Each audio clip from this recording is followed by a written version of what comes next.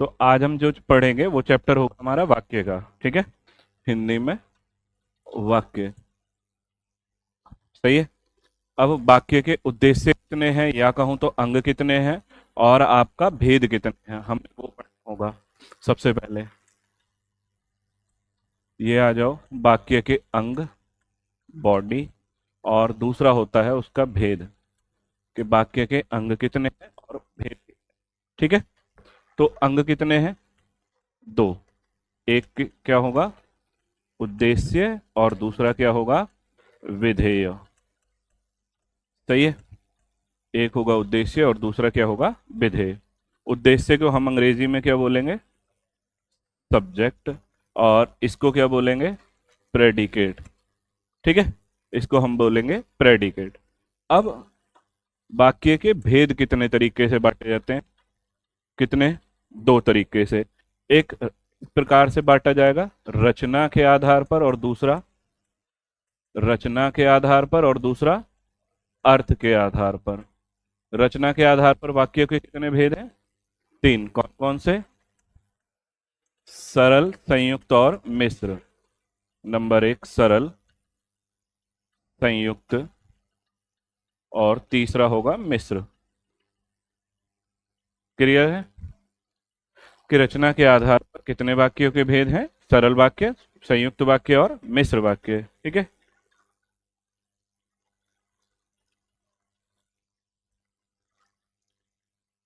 Next देखें, मिश्र के कितने भेद हैं? तीन। नंबर एक संज्ञा मिश्र वाक्य, और उसके बाद विशेषण मिश्र वाक्य, और तीसरा होगा क्रिया विशेषण मिश्र वाक्य। क्रिया विशेषण। तो ये तीन टाइप हमारे हो गए। क्लियर है? संज्ञा मिश्र वाक्य, विशेषण मिश्र वाक्य, क्रिया विशेषण मिश्र वाक्य। मिश्र वाक्य का ही भेद है, ठीक है। इसके बाद अब अर्थ के आधार पर जो वाक्य हैं वो कितने भेद हैं? आठ। नंबर एक, चलो मैं पहले लिख दे रहा हूं, निषेधात्मक। उसके बाद हो गया विधानवाचक, आदेशात्मक,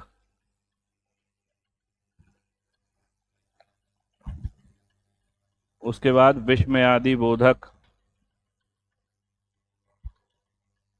और प्रश्नवाचक, और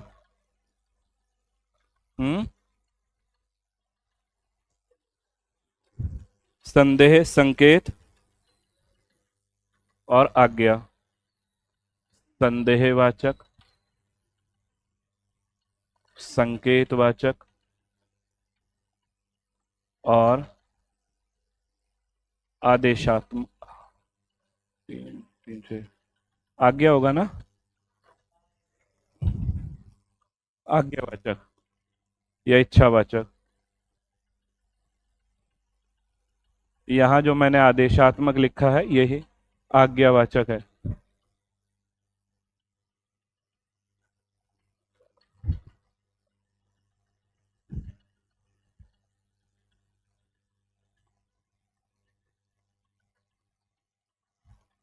तो ये हो गए अर्थ के आधार पर वाक्यों के आठ भेद। एक, दो, तीन, चार, पाँच, छ, सात, और ये आठ, ठीक है। आठ भेद तो हो गए हमारे अर्थ के आधार पर। रचना के आधार पर कितने भेद हैं? तीन भेद हैं, सरल, संयुक्त और मिश्र। मिश्र के कितने भेद हैं? तीन। संज्ञा मिश्र, विशेषण मिश्र, और क्रिया विशेषण मिश्र। उसके बाद हमारा अंग कितने हैं? दो हैं, एक है उद्देश्य और एक है विधेय। उद्देश्य को क्या बोलेंगे? सब्जेक्ट, और विधेय को क्या बोलेंगे? प्रेडिकेट, ठीक है। चलो इतना काम हमने समझ लिया। इसके बाद हमारा जो काम है वो सबसे पहला है उद्देश्य और विधेय को समझना, क्योंकि किसी भी चीज का सबसे पहले आप कॉन्सेप्ट जब समझोगे तो वो ज्यादा बेहतर रहेगा। हम अगर यहाँ पे उद्देश्य और विधेय पढ़ रहे हैं तो सिर्फ इसमें दो लाइन समझ लो, और दो लाइन में ही आपका भला हो जाएगा। कैसे? कि जिसके बारे में बताया जा रहा हो। क्या सुनेंगे? कि जिसके बारे में बताया जा रहा हो, वो क्या कहलाएगा? जिसके बारे में बताया जा रहा हो उसे क्या कहोगे? अब अगला है विधेय। वाक्य में उद्देश्य के बारे में जो बताया जा रहा हो उसे क्या बोलोगे? ध्यान से समझिएगा।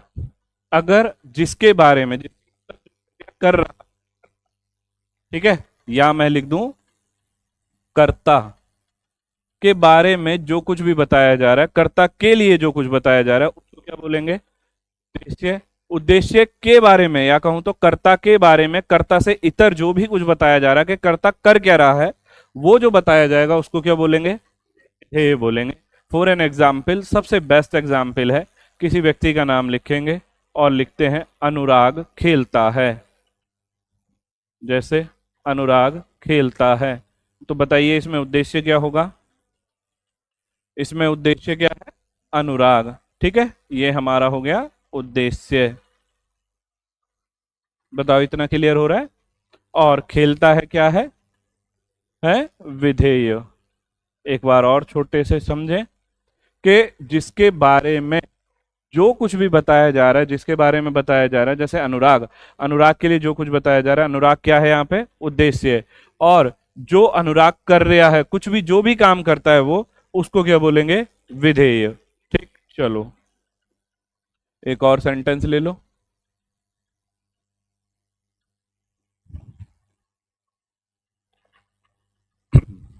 परिश्रमी या परिश्रम करने वाला व्यक्ति, परिश्रम करने वाला व्यक्ति सदैव सफल होता है।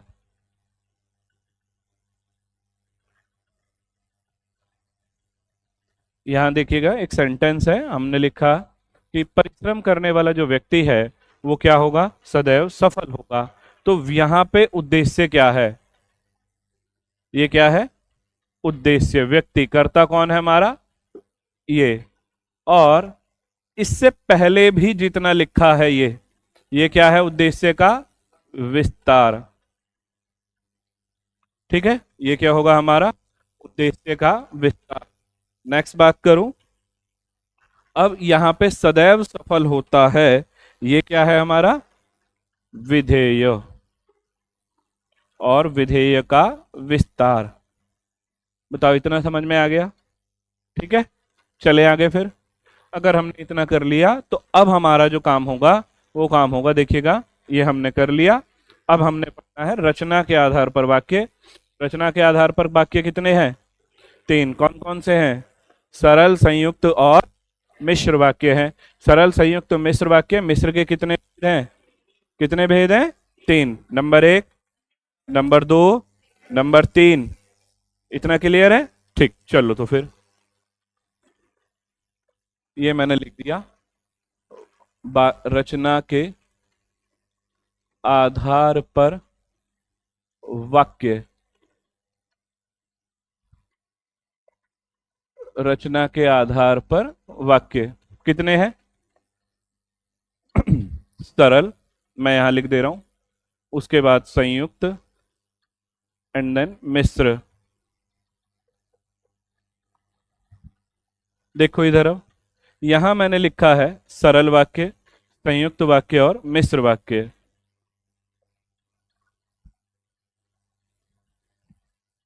अब यहां जो हमारा सरल वाक्य है, कॉन्सेप्चुअल जो पहचान है, इसमें एक उद्देश्य और एक विधेय होगा। ठीक है, हमेशा सरल वाक्य में क्या होगा? एक उद्देश्य होगा और एक ही विधेय होगा। बताओ क्लियर है? उसके बाद संयुक्त वाक्य में दो सरल वाक्य, दो या दो से अधिक सरल वाक्य क्या होंगे? जुड़े होंगे। जरूरी नहीं है कि केवल दो ही सरल वाक्य जुड़े हों, दो से ज्यादा भी जुड़े हो सकते हैं। उसके बाद यहां पे है अगला मिश्र वाक्य। मिश्र वाक्य की क्या पहचान है? कि उसमें एक तो होगा प्रधान वाक्य और दूसरा क्या होगा? प्रधान उपवाक्य और दूसरा उस पर आश्रित होगा। बताओ, ये समझ में आ गया? अभी आपका जो पेपर हुआ 30 जून को आबकारी एसआई वाला, पहला क्वेश्चन था एक उद्देश्य और एक विधेय वाला।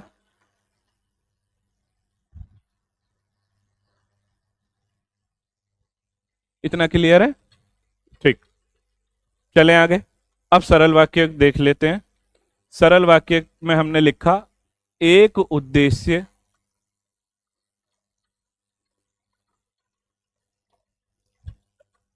ठीक है। सरल वाक्य में क्या था हमारी पहचान? एक उद्देश्य और एक विधेय होगा। ठीक है। यहां चाहे तो परिभाषा के तौर पे लिखें, जिस या जिन वाक्यों में केवल एक उद्देश्य और एक विधेय हो। एक उद्देश्य एक विधेय हो तो किस प्रकार का वाक्य होगा? सरल वाक्य होगा। ठीक है, परिभाषा ऐसे लिखें। उसके बाद अब एक सेंटेंस के रूप में लिख रहे हैं, जैसे एग्जाम्पल, मुकेश पढ़ता है। मुकेश पढ़ता है। ठीक है, तो मुकेश क्या हो जाएगा? उद्देश्य। मुकेश क्या होगा? और पढ़ता है क्या हो जाएगा? विधेय हो जाएगा। सही है। जिन वाक्यों में केवल एक उद्देश्य और एक विधेय होगा उसको क्या बोलेंगे? सरल वाक्य। और मुकेश पढ़ता है तो मुकेश में क्या है? मुकेश क्या होगा? और पढ़ता है क्या होगा? ठीक, अगला एक सेंटेंस लिखें। शिल्पी पत्र लिखती है।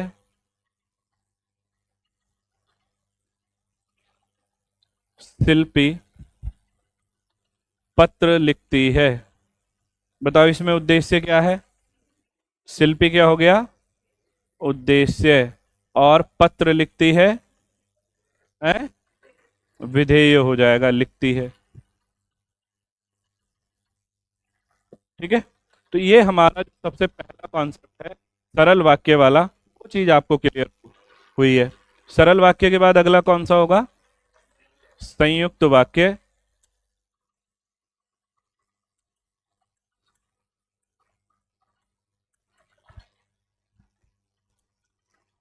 ठीक है, संयुक्त वाक्य की क्या पहचान है? इसको चाहे तो परिभाषा बना के रट लो। पूरी कोशिश में हमेशा यही करता हूं कि आपको रटना ना पड़े। देखो बिना रटे काम हो जाएगा। यहाँ भी परिभाषा कैसे बनानी है कि जिन वाक्यों में केवल एक उद्देश्य और एक ही विधेय होता है उसको क्या बोलेंगे? और जिन वाक्यों में दो या दो से सरल वाक्य जो हैं जुड़े हों उन्हें क्या बोलेंगे? अच्छा, सरल वाक्य जुड़े हों और किसी ना किसी माध्यम से तो जुड़े होंगे। क्यों भैया? किसी ना किसी ऐसे शब्द के माध्यम से जुड़े होंगे जो उनको जोड़ने का काम करता होगा। तो जैसे कौन कौन से शब्द होंगे? और, किंतु, परंतु,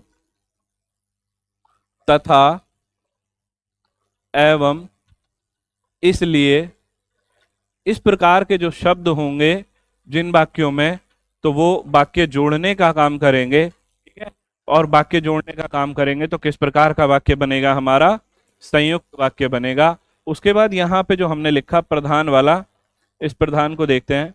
प्रधान वाक्य और उस आश्रित में क्या तरीका बनता था? या तो आपका जोड़े बनेंगे, जैसे जो डैश सो। ठीक है, जो पढ़ेगा सो पास होगा। जितना डैश उतना, जितनी मेहनत करोगे उतना फल मिलेगा। जिसकी डैश उसकी, भैया जिसकी लाठी उसकी भैंस।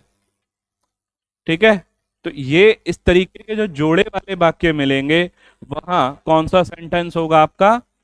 है मिश्र वाक्य होगा। इतनी बात समझ में आ रही है?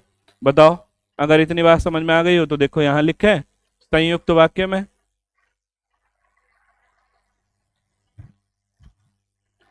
परिभाषा फिर से वही कि जिन वाक्यों में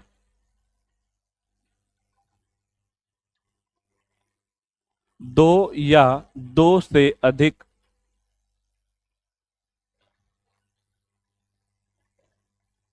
सरल वाक्य,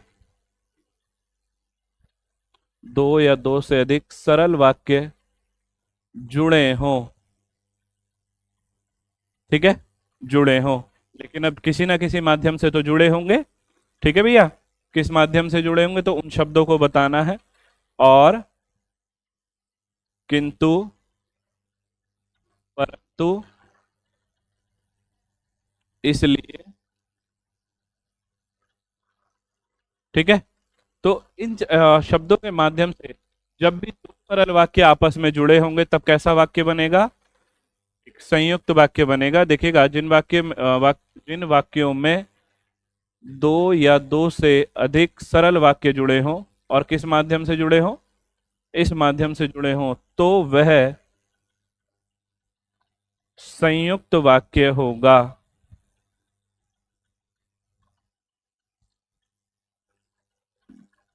ये हो गई आपकी परिभाषा।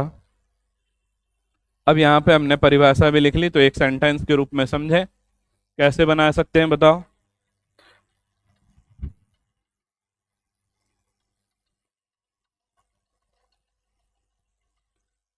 इतना कहा, परंतु सूरज नहीं आया।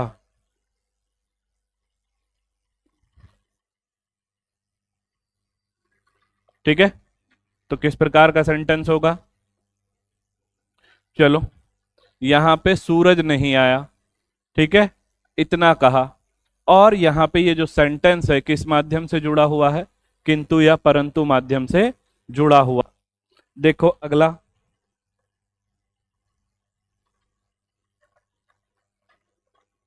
वह सुबह गया और शाम को वापस आ गया। वह सुबह गया और शाम को वापस आ गया। तो देखिएगा, यहाँ पे या तो हमें ये चीज रटी हुई हो, ठीक है, या फिर दूसरा हमने क्या पढ़ा है कि दो या दो से अधिक सरल वाक्य आपस में जुड़े हों। वह सुबह गया और शाम को वापस आ गया। ठीक है, इसमें कोई भी डिपेंडेंसी है क्या? क्या शाम को वापस आ गया सुबह जाने की वजह से गया था क्या? नहीं है ना। तो जब भी कोई भी वाक्य आपस में जुड़े लेकिन एक दूसरे पर आश्रित ना हो, तो वहां पे कैसा वाक्य बनेगा हमारा? संयुक्त वाक्य बन जाएगा। इसके बाद अगला कौन सा होगा? मिश्र वाक्य।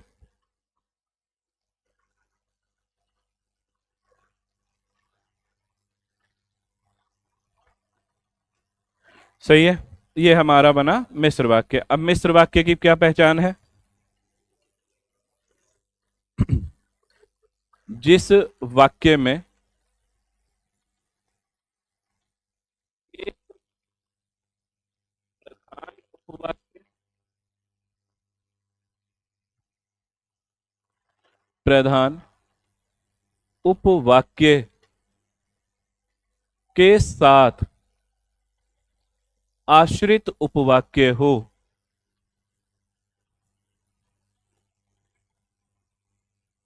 आश्रित उपवाक्य हो तो वहां कैसा वाक्य बनेगा? मिश्र वाक्य बनेगा। यही चीज तो हमने यहां पढ़ी है, प्रधान वाक्य और आश्रित उपवाक्य। ठीक है, चलो अब सेंटेंस देखो।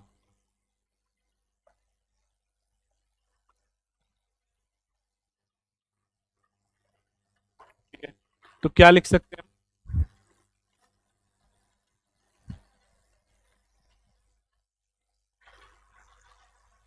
एक सेंटेंस देखें। आप चाहते हैं कि भारत तरक्की करे। आप चाहते हैं कि भारत तरक्की करे। तो भारत तरक्की कर रहा, कब करेगा भैया? जब आप चाहेंगे। तो देखो यहाँ पे दो सेंटेंस हमारे बने। एक सेंटेंस है हमारा भारत तरक्की करे, और दूसरा सेंटेंस है हमारा आप चाहते हैं। ठीक है, तो ये जो सेंटेंस है, ये जो दो वाक्य हैं, उपवाक्य हैं, किससे जुड़े हुए हैं? की और क्योंकि। और हमने एक चीज पढ़ी है कि जब भी कोई भी वाक्य की और क्योंकि से जुड़ा होगा तो वो किस प्रकार का वाक्य होगा? मिश्र वाक्य बनेगा। ठीक है, तो वो कैसा वाक्य बनेगा? मिश्र वाक्य बनेगा। दूसरी बात हम पढ़े हैं यहाँ पे कि एक प्रधान उपवाक्य होगा और दूसरा कैसा होगा? आश्रित होगा। ठीक है, भारत तरक्की करेगा। कब करेगा भारत तरक्की? जब आप चाहेंगे। तो प्रधान वाक्य कौन सा हो गया? ठीक है, और आश्रित किस पे हो गया? ये। क्यों? क्योंकि भारत तरक्की कब करेगा? जब आप चाहेंगे। तो आश्रित किस पे हो गया? इस पे हो गया। अगर आपको ये कॉन्सेप्ट समझ में आ जाएगा तब आप अपना कहीं भी कर लोगे, वरना आप कहीं ना कहीं मार खाओगे ही खाओगे। मेन चीज है आपका इस कॉन्सेप्ट को समझना। 30 तारीख को पेपर में भी इसी कॉन्सेप्ट के बेस पे ही क्वेश्चन मिला है, और मैंने हमेशा बताया है कि आप किसी भी एग्जाम में बैठ जाओ, आपको कॉन्सेप्ट बेस ही क्वेश्चन मिलेगा। विदाउट कॉन्सेप्ट बेस आप जो है बहुत कम क्वेश्चन आ रहे हैं, है ना? ठीक है, वो नहीं कि अब आप वन लाइनर रट लिया और आपका काम हो गया। तो देखो, आप चाहते हैं भारत तरक्की करे, अगर एक सेंटेंस ये समझ में ना आया हो तो यहां से दूसरा सेंटेंस समझे। जब मैं छोटा बच्चा था तब मैं,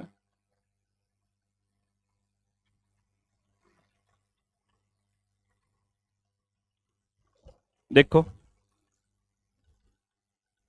कि भैया जब मैं छोटा बच्चा था तब मैं बड़ी शरारत करता था। तो सबसे पहले अगर आपको ये चीज याद है तब आपका काम बन गया। जब डैश तब, है ना? तो दूसरा कॉन्सेप्ट देखो, आश्रित और प्रधान का। अगर आपने प्रधान और आश्रित कॉन्सेप्ट कर लिया, आप मार नहीं खाओगे। मैं बड़ी शरारत करता था, कब करता था भैया बड़ी शरारत? जब मैं छोटा था। तो ये प्रधान होगा या ये प्रधान होगा? ये वाला प्रधान होगा। मैं छोटा बच्चा था, कब था छोटा बच्चा? जब छोटा ही था। लेकिन जब छोटा था तब बड़ी शरारत करता था, इसलिए ये कैसा हो जाएगा? आश्रित उपवाक्य। और ये कैसा हो जाएगा? प्रधान उपवाक्य। इतनी बात समझ में आ गई? तो हमारा एक कॉन्सेप्ट जो है कंप्लीट हुआ। रचना के आधार पर वाक्य में सरल, संयुक्त और मिश्र वाक्यों का। अब मिश्र वाक्य के कितने भेद हैं? 3 भेद हैं। इसको और पढ़ना है।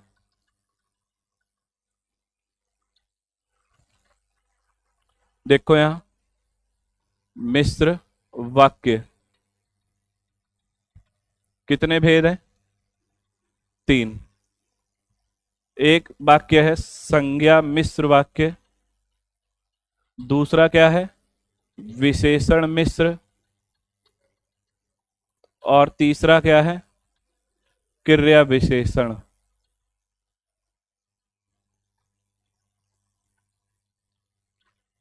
ठीक, इतना समझ में आया? मिश्र के कितने भेद हैं? 3। अब यहां थोड़ा सा इससे पहले एक चीज समझ लो। संज्ञा क्या है, सर्वनाम क्या है और विशेषण क्या है, तब तक आपको कुछ समझ में ना आए। वरना संज्ञा क्या था?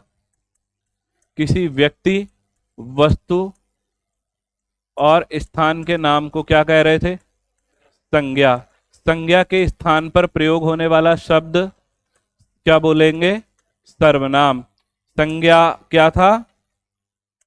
किसी व्यक्ति, वस्तु और स्थान के नाम को क्या कहोगे? संज्ञा कहोगे। संज्ञा के स्थान पर प्रयोग होने वाला शब्द सर्वनाम कहोगे, और इन दोनों की विशेषता बतलाने वाला शब्द, इन दोनों की जो भी विशेषता बतलाएगा वह शब्द क्या कहलाएगा? विशेषण शब्द कहलाएगा। ठीक है, कि जो शब्द विशेषता बतला रहा है उसको क्या बोलेंगे? विशेषण बोलेंगे। विशेषण की भी विशेषता बतलाने वाला क्या कहलाएगा? प्रविशेषण। और जिसकी विशेषता बतलाई जाए उसको क्या बोलोगे? विशेष्य।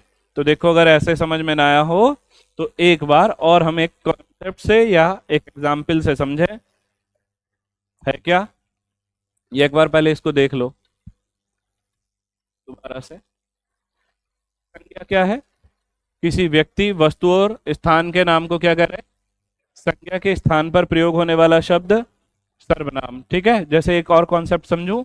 मान लो यहाँ पे एक लड़के का नाम ले रहे, चलो हमने विपुल लिखा, विपुल एक लड़के का नाम है, एक व्यक्तिवाचक संज्ञा है। अब विपुल के स्थान पर मैं शब्द का प्रयोग हो सकता है, तो ये क्या हो गया, सर्वनाम। कि संज्ञा के स्थान पर प्रयोग होने वाला जो शब्द है वह शब्द क्या कहलाएगा, सर्वनाम कहलाएगा। और सर्वनाम की विशेषता बतलाने वाला शब्द क्या कहलाएगा, विशेषण। और विशेषण की विशेषता बतलाने वाला प्रविशेषण। और जिसकी विशेषता बतलाई जाए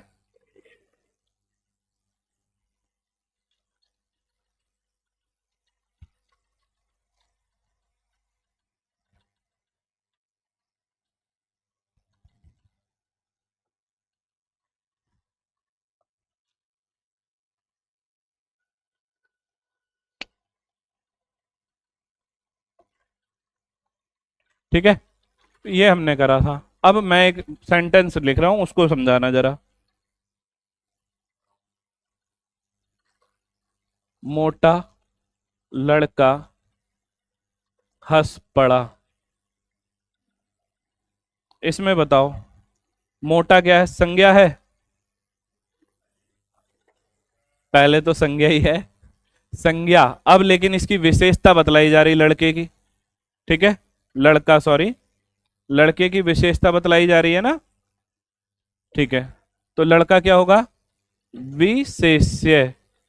अब लड़के की विशेषता बतलाई जा रही, कौन बतला रहा, मोटा। ठीक है, कि लड़का कैसा है, मोटा है।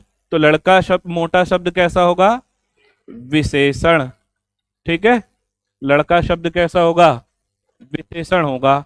और लड़का के सॉरी, लड़का विशेष्य, मोटा क्या होगा, विशेषण। अब अगर मैं लिख दूं यहाँ पे बहुत मोटा लड़का, तो ये तो उसकी भी विशेषता हो गई ना, मोटे की भी, मोटे की भी विशेषता हो गई। तो ये कैसा हो जाएगा,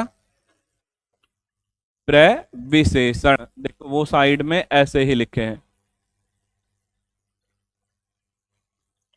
समझ में आ गया तीनों चीज। ठीक। अब अगर यहाँ पे विशेषण लिखा है, विशेषण क्या काम कर रहे हैं, विशेषता बतलाने का काम कर रहे हैं। लेकिन अगर क्रिया की विशेषता बतलाई जाए तो तब क्या कहलाएगा, क्रिया विशेषण वाक्य। अब सेम आ जाओ, यहाँ पे हमने जो पढ़ा था अभी तक वो ये पढ़ रहे थे कि एक जो होगा वो प्रधान उपवाक्य होगा और दूसरा क्या होगा, आश्रित उपवाक्य होगा। इतना ही तो पढ़ रहे थे। एक हमारा वाक्य कैसा होगा, प्रधान, और एक वाक्य क्या होगा, आश्रित उपवाक्य होगा। अभी भी चैप्टर तो हमारा मिश्र वाक्य ही चल रहा टॉपिक। लेकिन अगर मिश्र वाक्य में एक बात बताओ, एक प्रधान है और एक आश्रित है ना। लेकिन अब अगर इनमें से कोई एक वाक्य जो है वो संज्ञा का काम करने लगे तो वो कैसा कहलाएगा। ठीक है, अगर वो संज्ञा का काम करने लगेगा तब कैसा कहलाएगा।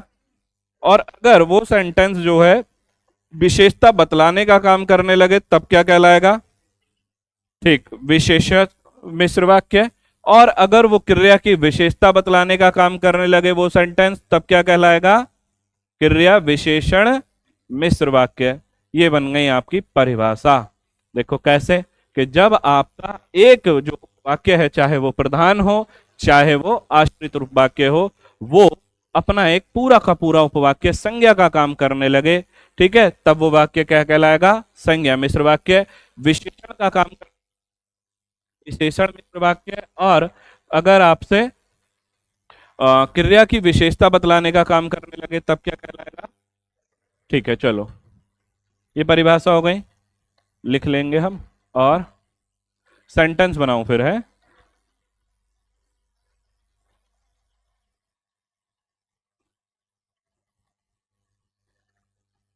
संज्ञा मिश्र वाक्य, कि जब एक उपवाक्य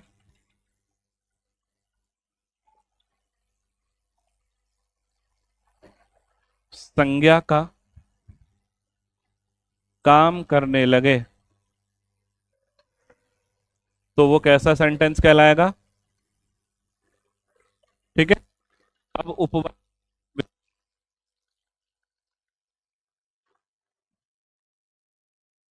क्रिया की विशेषता बतलाने का। ठीक, सही है।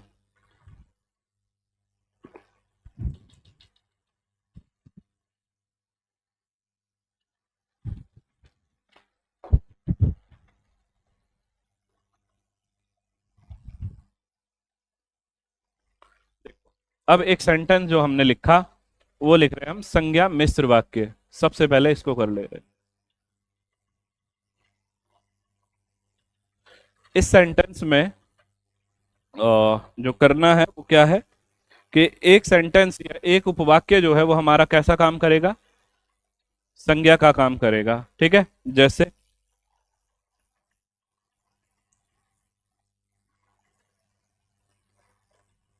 तुमने रावण को नहीं मारा क्योंकि रावण को राम ने मारा, क्योंकि रावण को राम ने मारा। बताओ कैसा सेंटेंस होगा, संज्ञा मिश्र वाक्य होगा।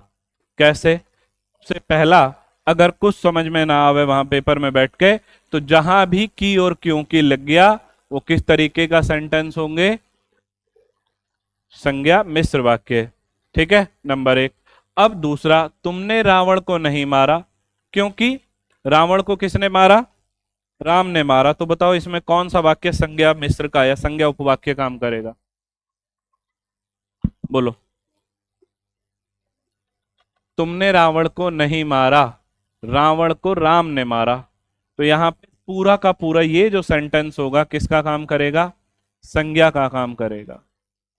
तुमने रावण को नहीं मारा। एक सेंटेंस और लिख सकते हो,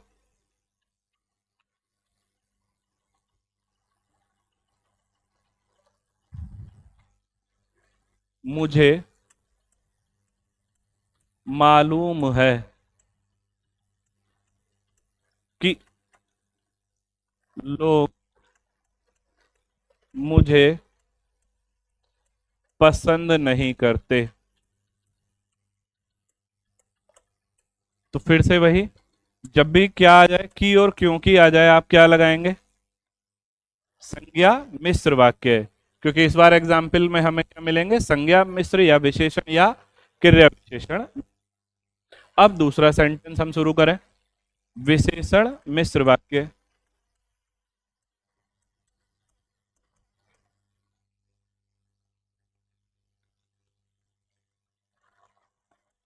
विशेषण में क्या होगा, विशेषता बतलाने का काम होगा।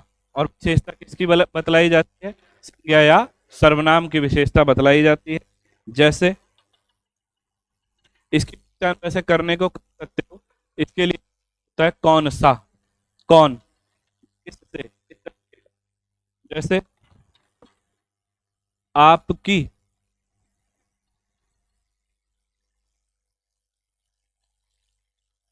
पुस्तक कहाँ है, भैया कौन सी पुस्तक की पुस्तक कहाँ, आप कल लाए थे। बताओ कौन सा विशेषण मिश्र वाक्य होगा, आपकी पुस्तक, ठीक है, कहाँ है, जो आप कल लाए थे। तो विशेषता बतलाने का काम क्या कर रहा है ये वाला सेंटेंस, तो ये क्या कहलाएगा, विशेषण मिश्र वाक्य। ठीक है, आपकी पुस्तक, तो पुस्तक की पुस्तक की विशेषता जो आप कल लाए थे। पुस्तक तो बहुत सारी होंगी ना उसके पास, लेकिन की बात चल रही है स्पेशली जो आप कल लाए थे। अगला सेंटेंस होगा इसमें, पैसे मुझे मिले थे, जो पैसे मुझे मिले थे वो खर्च हो गए।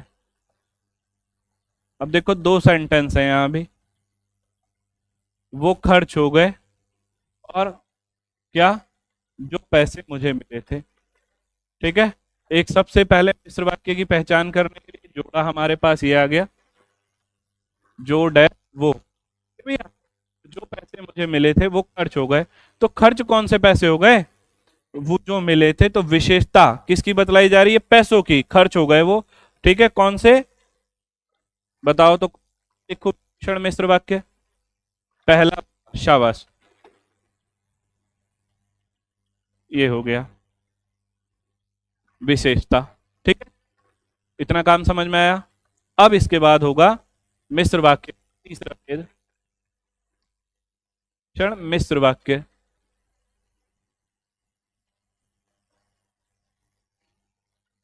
क्रिया विशेषण मिश्र वाक्य।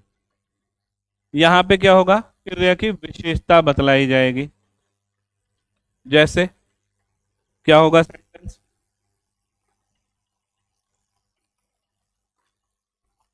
जब बारिश पड़ रही थी, जब बारिश पड़ रही थी तब मैं घर था। देखो दो सेंटेंस हैं, फिर से, तब मैं घर था और जब बारिश पड़ रही थी। ठीक है, तो यहाँ पे सेंटेंस के लिए, पहचान के लिए, जब डैश तब, पहचान बन गई आपका मिश्र वाक्य है। और दूसरी पहचान, जब बारिश पड़ रही थी, तो बारिश पड़ने का जो काम है वो क्रिया का है, अर्थात इस क्रिया की। और विशेषता क्या बतलाने का काम कर रहा है? उस समय जब क्रिया हो रही थी तब मैं कहाँ था? घर में था, इसलिए क्रिया विशेषण मिश्र वाक्य होगा। सही है इतना? एक सेंटेंस और लिख लो, जैसा आपने बताया था, जैसा आपने बताया था वैसा मैंने किया। जैसा आपने बताया था वैसा मैंने किया।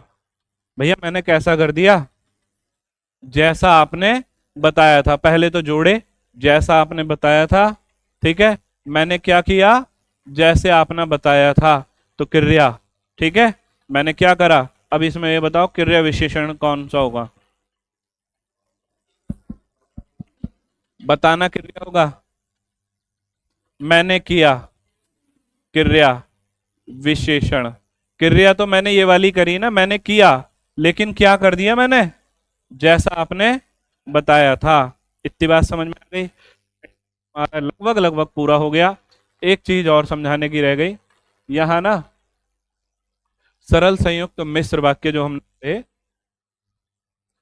ठीक है, एक चीज समझ लो,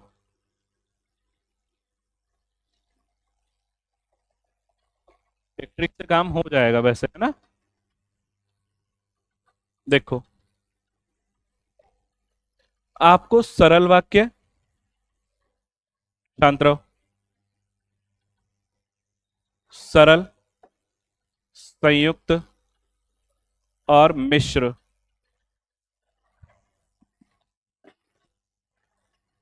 वीडियो खराब हो गई तो मारूंगा बहुत। सरल, संयुक्त और मिश्र। अब हमने कॉन्सेप्ट बेस पे सबसे पहले एक चीज पढ़ी कि इसमें एक उद्देश्य होगा भैया, और दूसरा क्या होगा? विधेय होगा। तो इसमें तो हमें कोई दिक्कत है नहीं। इसमें क्या था? दो सरल वाक्य होंगे। इसमें क्या था? प्रधान वाक्य होगा या आश्रित होगा, दोनों होंगे। लेकिन अब हमें एक वर्ड से उठाना पड़ जाए तो आप इसको नोट भी कर सकते हो। मिश्रा जी की युगल जोड़ी आश्रित है। युगल जोड़ी आश्रित है। अब देखो यहां से है, मिश्रा जी की, अर्थात मिश्र सेंटेंस में, मिश्र वाक्य में जी मिल जाए, की और क्योंकि मिल जाए, की और क्योंकि आपको मिल जाए, तब आपका क्या होगा? मिश्र वाक्य होगा। अगर आपको कपल वर्ड्स या कहूं तो युगल जोड़ी मिल रही है, तब आपका क्या होगा? मिश्र वाक्य होगा, और डिपेंडेंसी मिलेगी तब भी आपका क्या होगा, ठीक है। तो तीन जी वाले शब्द मिल जाए, जैसे वैसे, की और क्योंकि मिल जाए तब आपका मिश्र वाक्य होगा। युगल जोड़ी मिल जाए, जितना डैश उतना, जैसे जिसकी लाठी उसकी भैंस, क्या होगा, मिश्र वाक्य होगा। तो देखो अब हम पहचान और अच्छे से करें। मैं लिख के दे रहा हूं एक सेंटेंस, बताना। जिसकी लाठी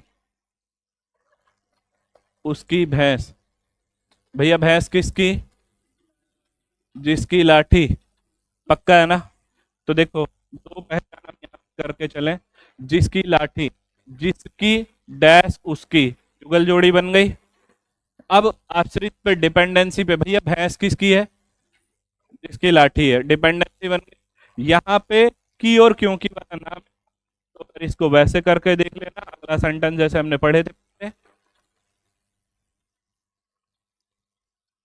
आप चाहते हैं कि भारत तरक्की करे, और क्योंकि जब मिलेगा तब आपका किस प्रकार का वाक्य होगा, मिश्र वाक्य होगा। आपका इतना काम पूरा हो गया। अब हमारा जो पहला टॉपिक था सबसे पहला, वो थे ये अर्थ के आधार पर वाक्य। कितने हैं अर्थ के आधार पर, स्टॉप कर दियो।